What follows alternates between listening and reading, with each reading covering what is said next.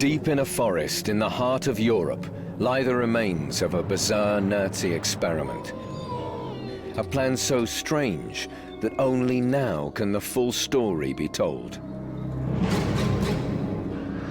They had this huge ambition to time travel back and try and recreate something which has not been in existence for 9,000 years. Scientists from the SS planned to recreate prehistoric animals that had vanished from the Earth. Beasts they believed a new Nazi super race would hunt in ancient forests across Europe. They had a master plan, and they were prepared to kill to make it happen. It was a struggle for life and death, the beginning of a process which Hitler and other Nazis then called the final solution. This is the true and astonishing story of how the Nazis tried to take control of nature and change the course of evolution.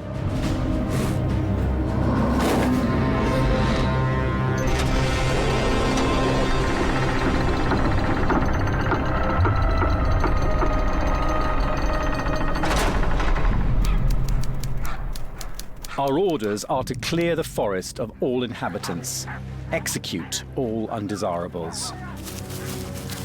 In July 1941, the infamous Order Police Battalion 322 began hunting down and deporting thousands of people from the newly captured forest of Białowieża in a remote part of eastern Poland. Anyone who resisted was to be shot. 322 Battalion's atrocities in the forest were meticulously recorded in their war diary, which survives today. The war diary of this Battalion 322 of the Order Police is a really remarkable document. It is horribly candid about the poor luckless villagers in the Białowieża forest. They are either being systematically deported, forcibly removed from their homes and transported to an uncertain fate, or they are being cold-bloodedly murdered and buried in mass graves. Illustrated with its own photographs, the war diary records that in the 7 days between July the 25th and August the 1st, 1941, the battalion burnt down 34 villages and expelled over 7,000 people. On July the 25th, the battalion visited the forest village of Budja. The memory of what happened that day still lives on. This photo is taken in July 1941 when they were burning the houses. This is what you see. It's a flat, completely flat, like in the picture, and it's a very, very big opening. 183 families, almost 1,000 people were deported. Few persons were shot because they were too slowly moving away. The thorough and brutal clearing of this faraway forest was no ordinary operation. It was part of a Nazi project, which is only now coming to light. One vital source of evidence is in the war diary itself. The population of the primeval forest of Białowieża is to be deported. This forest is to be a nature reserve for Reich Marshal Hermann Goering. Hermann Goering was one of the most powerful men in the Third Reich. He is Hitler's deputy and commander-in-chief of the Luftwaffe. As Germany's master of the hunt, he knew Białowieża well. He'd shot game in the forest before the war as a guest of the Polish government. But for German leaders like Goering, this forest had a significance that went to the very heart of Nazi ideology. Within only days of the invasion of the Soviet Union, Goering is making sure that he has seized this forest as his own to be protected. There's no doubt in my mind that before the invasion of the Soviet Union, he had earmarked this as an area that he wanted to secure for his own purposes. Situated in eastern Poland, Białowieża was to be incorporated into the new German Reich. To the Nazis, this forest was nearly sacred. It was Urwald, primeval forest, an ancient wilderness stretching over 1,500 square kilometers.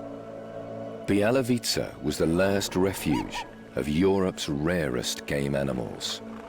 It sheltered packs of wolves, the elusive Eurasian lynx, the European moose, and some of the last surviving European bison, the powerful animal revered by the Germans as the Wisent. These were animals that the Nazis believed their Aryan ancestors had hunted thousands of years ago in the forests where they had forged their racial identity.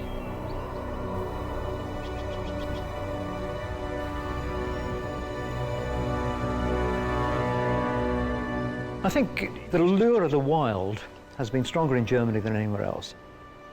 You can see that back in Roman times when the Roman historian Tacitus spoke of the Germans as the people of the forest, the purest race in Europe, who hadn't mixed with anybody else.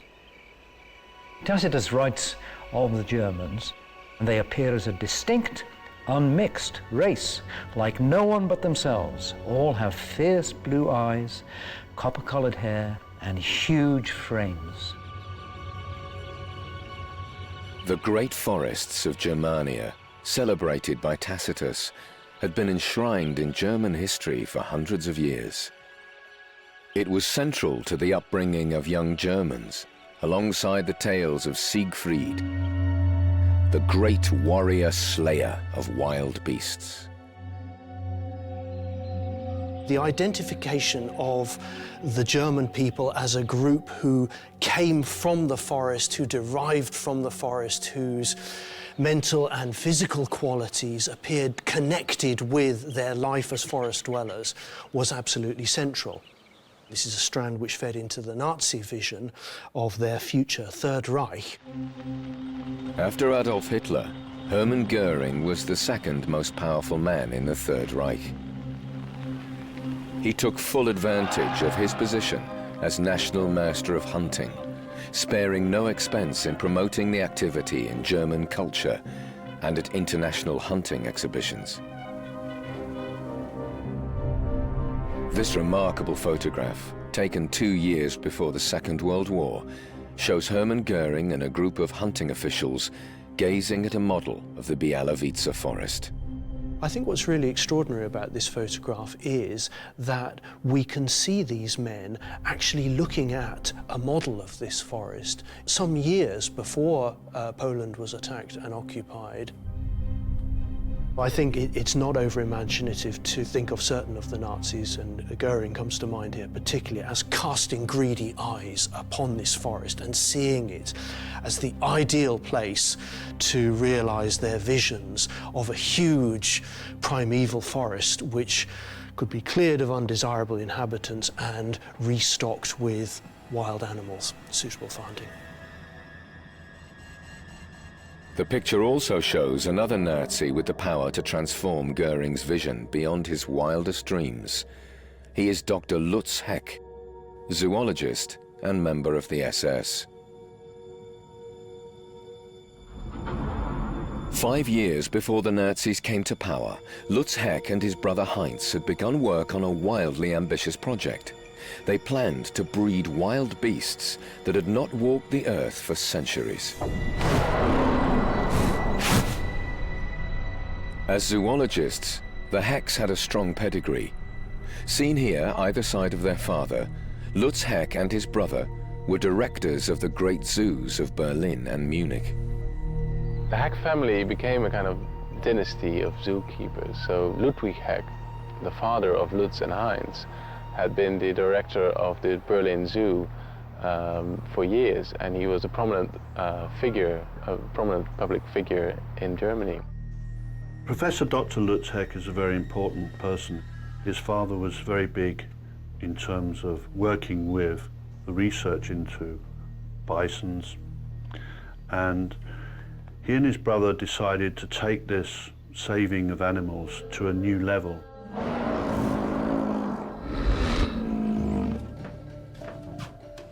The Heck brothers were entranced by the romantic myths they had read as children. Foremost among them was the mighty warrior Siegfried, who had tracked down and fought great beasts. Lutz Heck wrote, In my youth, my imagination was caught above all by two huge wild oxen, which have become most legendary and are regarded as the most powerful representatives of primeval German game, the Wisent and the Aurochs. A few Wisents, or European bison, survived in the forests of Bialowice. But the Aurochs, the fabled wild and ferocious ancestor of modern cattle, had been extinct for hundreds of years.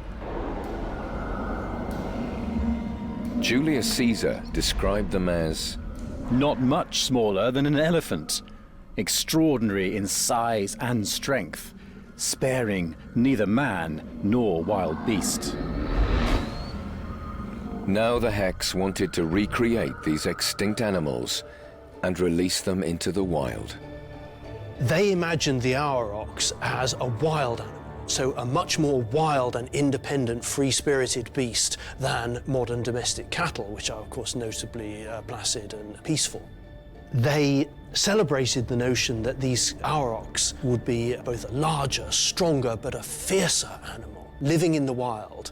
And as far as the hunter was concerned, it represented almost an ultimate hunting challenge.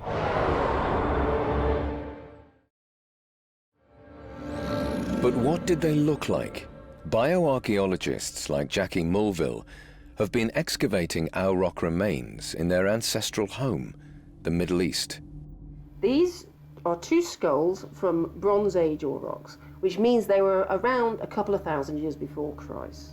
We have the skulls of two, and we have the skeleton of the majority of this individual here.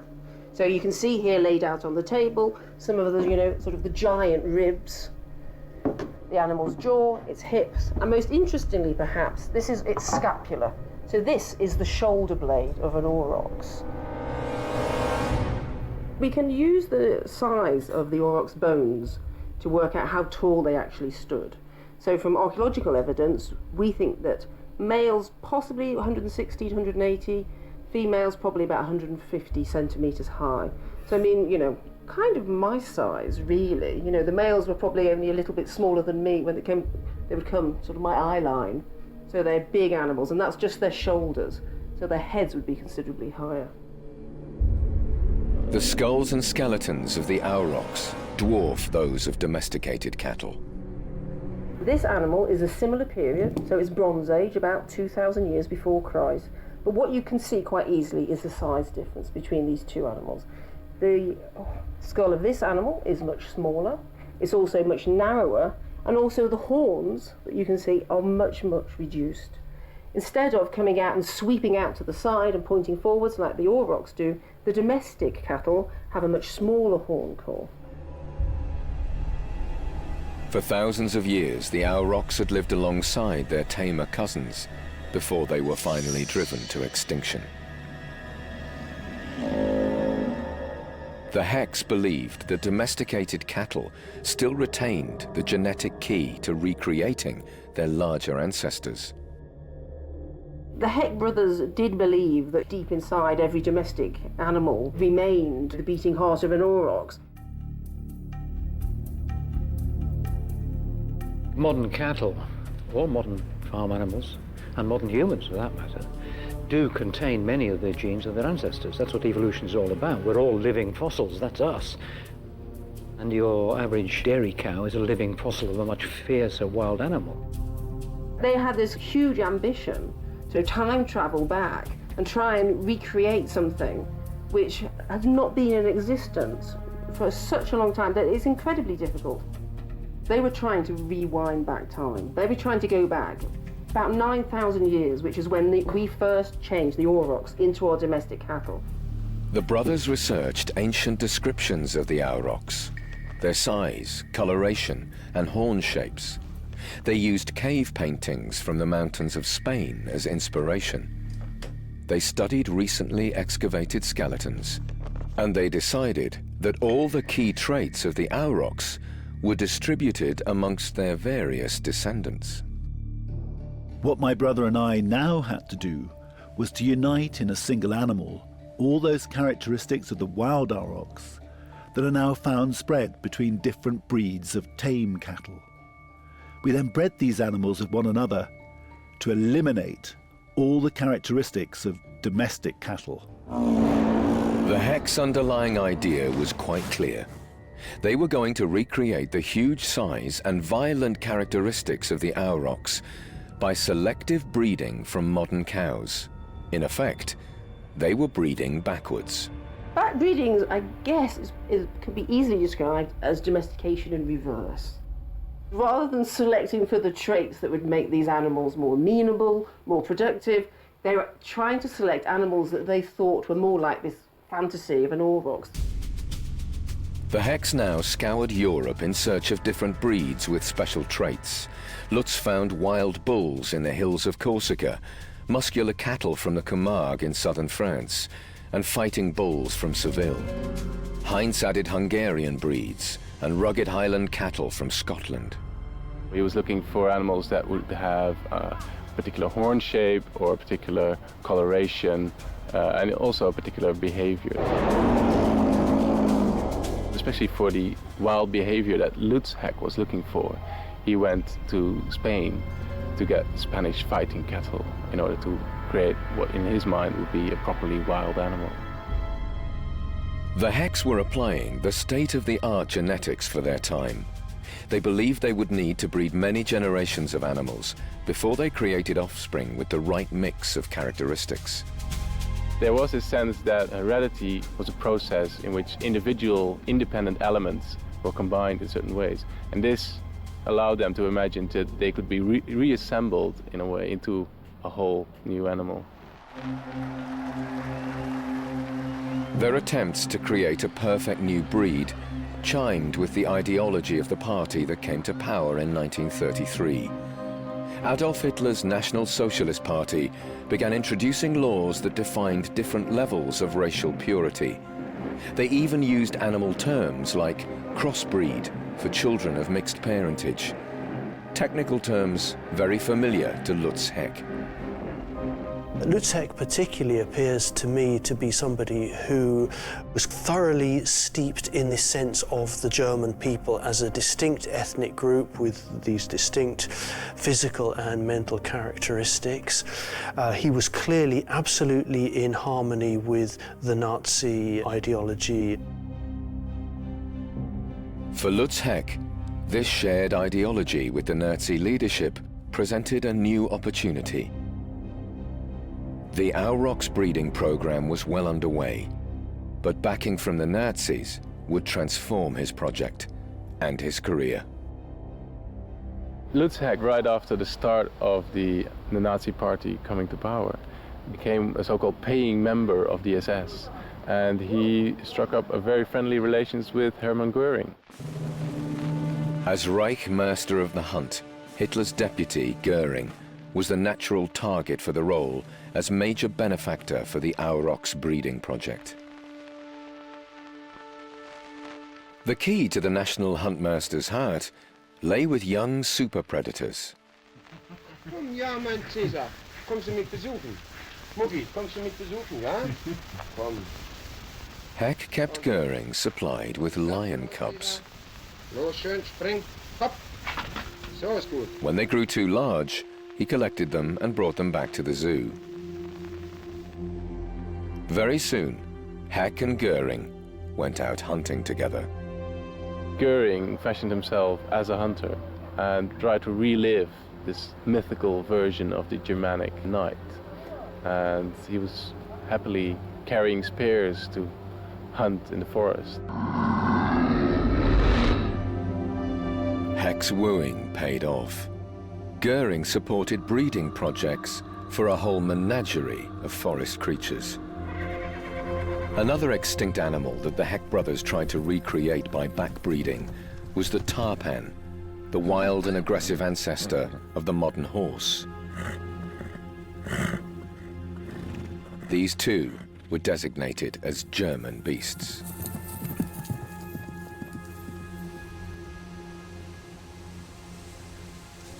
Dr. Lutz Heck vom Berliner Zoo, der Leiter der Fangexpedition. With the Reich Marshal's generous funding, Lutz Heck began importing moose and bison from North America. Nazis like Heck and Goering believed that new blood from wild American breeds would add more vigor to degenerate Old World hunting stock. People like Hermann Goering and Lutz Heck respect only a wild, aggressive animal. And while domestic animals are acceptable, in regards to the animals which are being hunted, animals which are hand-reared and fed are categorized as degenerate beasts. And this is unacceptable to the senior hunter of all hunters in Germany, Hermann Goering. Wild, aggressive and independent animals were the goal of Lutz Heck's aurochs project. When bulls and cows produced weak and feeble offspring, they were eliminated from the program. It was a trademark of the Nazis that they applied the same policy to human beings. The Berlin Olympics of 1936 was Hitler's showcase for the strong and the fit. The Nazi organizers went to great efforts to celebrate the German body beautiful, displaying the streamlined figures of the supposed Aryan victors in the struggle for life. Hitler's Olympics was for winners, but behind the display, the losers, those deemed the racially impure and the mentally ill, were not only prevented from breeding, they were being murdered. I think there's an absolutely precise tie between Hitler's views of breeding from the best and killing off the worst, and the attempts to regenerate animals which supposedly were like those of a purer and more powerful past in their own history. Hitler wrote quite early in his career, in his book Mein Kampf, My Struggle, with chilling foresight as to what was going to happen to humans.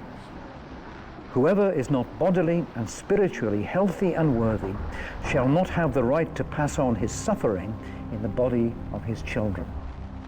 And when we look back at what he did, the terrible things he did, that's exactly precisely what was trying to be undertaken in the breeding program to get back to the perfect examples of cattle, of horses, and in the end of humans.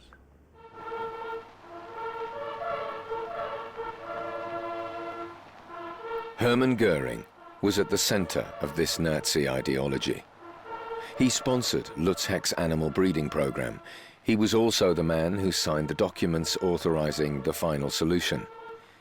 In November 1937, he hosted a major international hunting exhibition in Berlin. This photograph, taken at the exhibition, shows Hermann Goering and Lutz Heck surveying a map of Białowieża forest in Poland, and in front of them is a gilded aurochs horn. Could it be that 2 years before the outbreak of war, Hermann Goering already planned to seize this Polish forest and turn it into the new Germania, a home for Lutz Heck's recreated animals?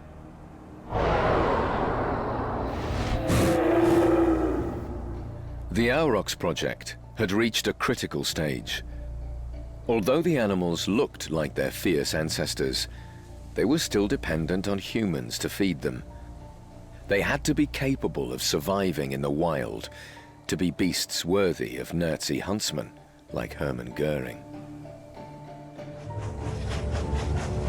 So in the autumn of 1938, Heck loaded his beasts onto trains and transported them 780 kilometers from Berlin to Goering's hunting estate in the far eastern corner of Germany.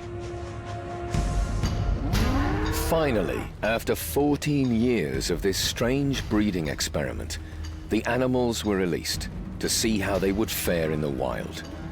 Lutz Heck was ecstatic. The energy of our first wild cattle in the German forest and their innate beauty and strength aroused such enthusiasm that they were very soon left free to roam the moors of Rominter. But other accounts from local people contradict Heck's claims about his animals' harmonious introduction into the forest. In reality, it was no longer safe to go down to the woods. They're very violent and they're prone to attack passers-by. They even trash bicycles of the bicyclists that were there, according to reports. And especially what was problematic was that they disrupted the feeding of the deer. That was what concerned Goering and the hunters the most. Soon after Heck's cattle began their rule of terror in Goering's hunting estate, the Germans launched their blitzkrieg on Poland. But due to Hitler's secret agreement with Stalin, the Soviet Union took possession of the eastern half of Poland. The primeval forest of Białowieża was still out of Goering's reach. For Lutz Heck, however, the war brought new opportunities. He was now free to loot animals from the zoos of the newly conquered countries to help his breeding programs.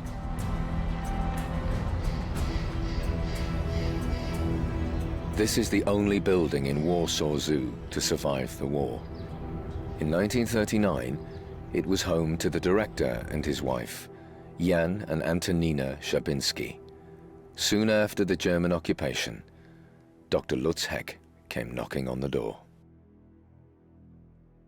Lutz Heck was a very important Nazi officer, and the visit was very official. Of course, this visit was probably very stressful to Szabinski and his family, and he came to give some important and official informations. The zoo will be liquidated, important animals, precious animals will be sent to German zoos. They steal important animals for all the zoos from Europe. The rest of the animals will be killed. Antonina Szabinska later recorded her dismay that their favorite animals were to be plundered and liquidated. She and her husband may have failed to protect their animals from Lutz Heck's breeding programs, but they did save their Jewish friends from the brutal consequences of the Nazis' obsession with racial purity. When Lutz Heck paid his visit, he had no idea that Jewish families were hiding in the basement below.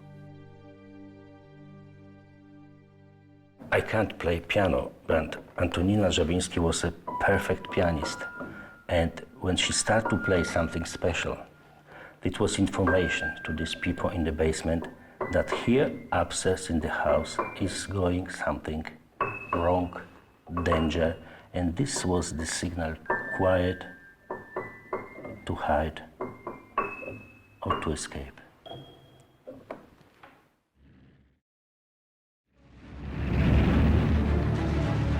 On June the 22nd, 1941, the Germans launched their invasion of the Soviet Union. Stalin was caught by surprise. Within days, the Nazis had seized hundreds of thousands of square kilometers of Polish territory that had been occupied by the Russians. Finally, this included the forest of Białowieża. I think we have to be mindful here of the absolutely vast spaces which the Germans did in fact take over in the summer and the autumn of 1941, and I think it's quite difficult if one hasn't travelled there to visualise these endless flat plains and forests and swamps, and an absolutely vast area. And this provided the perfect place in which to develop German colonisation. The German military victories weren't simply going to mean a human conquest.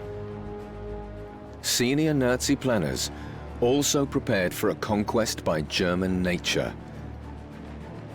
Foremost among these ideologues was Dr. Lutz Heck. What Heck claimed was that the landscapes in the east had degraded due to the wrong type of inhabitants, and that by Germanizing the area, not just with German people, but also with German wildlife and German trees and German forests, that would restore the landscape to its original German state. Although the forest of Białowieża was on the extreme eastern borders of Poland, 800 kilometers from Berlin, it was now annexed to German territory. This was the Nazis' opportunity to recreate the ancient forests of Germania, with Białowieża becoming part of a vast forest system stretching to the coast. There was a big German plan to make a huge forest in northeast Poland. I mean, connect the Białowieża forest with Kneszyńska forest and Augustowska forest. Like make one big German so-called primeval forest here. And, you know, in German primeval forest was not place for any Poles or any Belarusians. Goering's ambitions for the forest of Białowieża was supported by another of Hitler's henchmen, Heinrich Himmler, head of the SS, the architect of the Holocaust. He too had been a sponsor of Lutz Heck. Himmler and the SS knew and understood and were in agreement with Goering's desire to see this area turned into a wildlife reserve and a huge sanctuary for animals, so they had no objection to that. They were, as I say, in sympathy with this, and they had no objection either to dispatching one of their units there early on to begin the process of ethnic cleansing in that region. Within days of the German invasion, a unit of Himmler's execution squads, commanded by Goering's favorite huntsman, began clearing the forest of its inhabitants. Finally, Goering's plans were in place. A Polish forest was now to become a German Jurassic Park. But first, it had to be ethnically cleansed. In the next 3 years, they would expel over 20,000 local people. But as evidence from their war diaries show, they also committed some of the first massacres of the Holocaust. The Białowieża forest is right at the sharp end of that process. It's one of the very first places where we see this happening. And we also see in the forest, perfectly modelled there, the various stages in the development of what Hitler and other Nazis then called the final solution. These Jewish cemeteries are the only remains of Jewish communities that had lived in the forest since the 18th century. Within a few weeks, they were entirely eradicated, never to return. The removal of the Jews would lead to this forest being regarded as one of the first territories to become Jew-free, or as the SS called it, Judenfrei. The Jewish population of Białowieża were either executed in the forest or ultimately sent to extermination camps. Thousands of the non-Jewish inhabitants were also expelled. The forest was going to be completely barren of human beings, completely wilderness. And the only human beings that would go in there would be German hunters. And this then goes back to the Julius Caesar's idea of bare-chested Germans with spears trying to run after an aurochs and killing it. The Nazi obsession with the mythical origins of their Aryan ancestors was now being turned into a hellish reality. Some would argue that the defining feature of Nazism is the centrality of myth in creating a national identity. And so in that sense, the scientific efforts to recreate the mythical landscape could be said to legitimate the violence in the East. In Białowieża, tens of thousands of people were suffering from the consequences of these delusions. And in the midst of these deportations and executions, Dr. Lutz Heck came to visit the forest. Soon he had his animals transferred from Goering's hunting reserve, where they were raising havoc, and released them into their final destination, the ethnically cleansed forest of Białowieża. After nearly 15 years of breeding, this was his moment of glory. Seemingly oblivious to the slaughter around him, Heck recorded in his memoirs, "It was a long and laborious process that ultimately produced this fine, healthy stock of aurochs. Every year now, the cows of the breed bring new calves into the world. Thus, the new breed flourishes and grows." Heck began turning Białowieża into one vast wildlife laboratory. In this new Germania, he released bears, bred bison, and experimented with wild horses for his tarpan breeding program in Germany.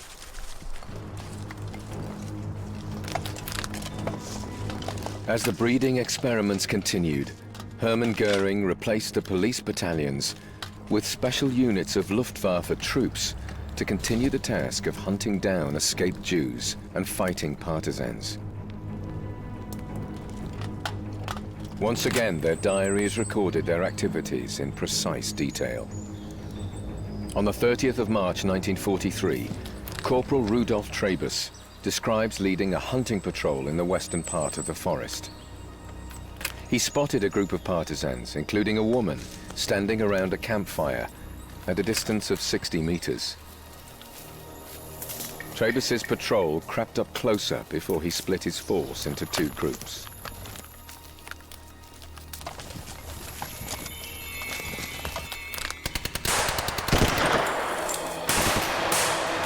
He then led a charge, killing 5 partisans, including the woman. If the partisans happened to be Jews, they left them where they were. They kill 139 Jews on wild hunting missions and individuals, and even taking the names of the individual Jews that they're slaughtering like animals and leaving their bodies in the ground so that they are a warning to few other Jews to not come in the forest. The war diaries show that after a day of brutal killing in the forest, German troops were given free rations of beer for what were described as cozy get-togethers. There is a lot of evidence that alcohol suppressed their unwillingness to kill people. It helps the group get through the process of killing because everybody's doing it and there's no exception. When some of the men were later tried for war crimes, they explained that they were clearing the forest for a nature reserve and a hunting estate for Hermann Goering.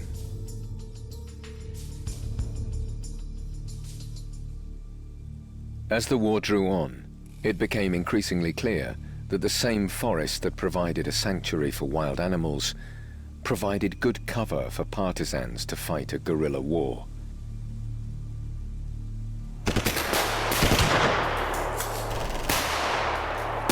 In 3 years of fighting, the Germans never gained full control of the forest.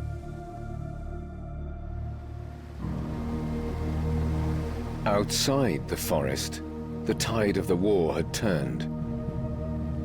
The Nazi map of Eastern Europe was rapidly unraveling as the Soviet armies forced the Germans to retreat towards Berlin. Most of the city was destroyed by bombing, including Heck's breeding facilities in Berlin Zoo.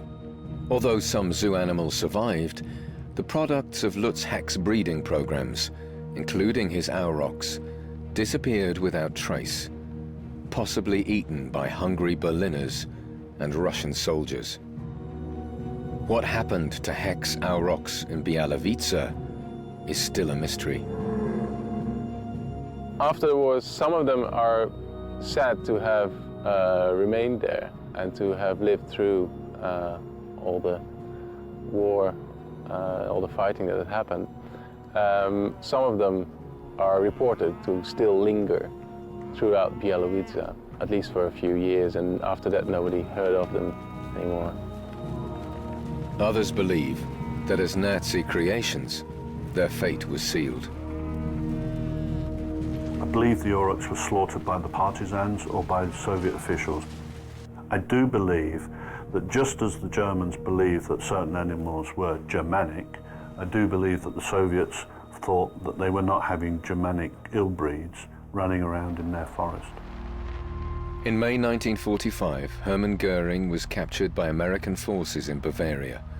He later committed suicide during the Nuremberg war crimes trials. The entire truth of the massacres in Bialowice remained undiscovered until after his death. After the war, Lutz Heck was investigated for being a prominent Nazi official. He was subsequently exonerated as a mere follower rather than a war criminal. Both he and his brother continued their careers as zoologists. dying in the early 1980s.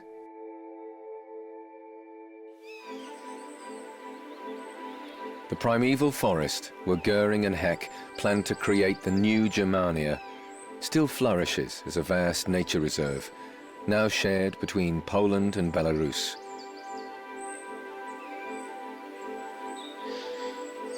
Białowieża is still a major sanctuary for rare wildlife, including a large population of European bison.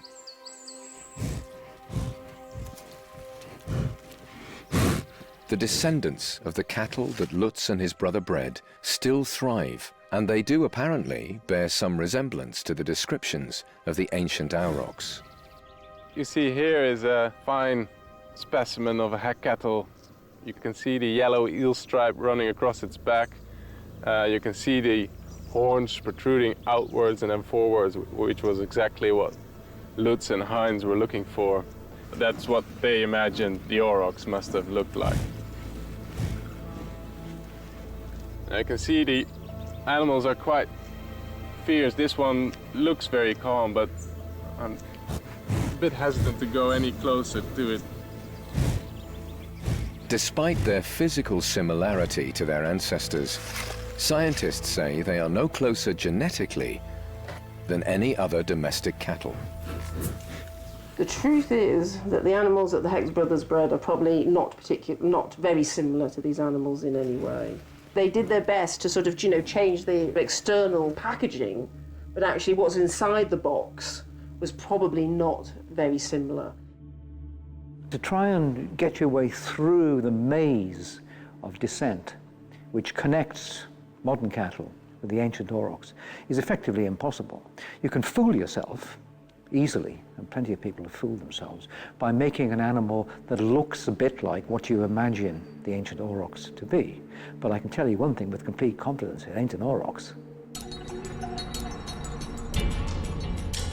This breed are now referred to as Heck's cattle, to distinguish them from the original aurochs. To others, the fact that they remain products of a Nazi breeding program justifies calling them Hitler's cows. When you're talking about the Heck cattle and the bison and these allegedly primitive breeds, they're strangely tainted for some people. But I'm not sure that these animals have got many political views. They're just cows. They're not higher or lower. They're cattle of a different kind. So let them be what they are. These false aurochs were first bred into existence as a result of the same romantic myths and legends that inspired the awful Nazi obsession with racial purity. Both projects were failures.